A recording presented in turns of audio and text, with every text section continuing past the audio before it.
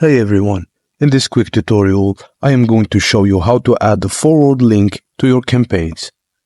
When subscribers forward your emails to their friends, they are recommending your content and exposing your brand to a new audience. This can help to build a loyal following, reach a wider audience, as well as boost your campaign's engagement. When creating a campaign using the drag-and-drop editor or any MailerLite campaign editor, you can easily add a custom variable, like a special code that turns any button to a hyperlink into a forward link. Finally, to do that, navigate to the campaigns page. Click Create Campaign.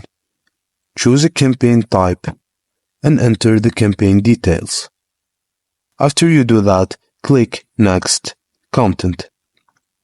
Choose the drag-and-drop editor. Highlight the text you want to turn into a forward link. Click the link icon and pass the forward variable into the link field.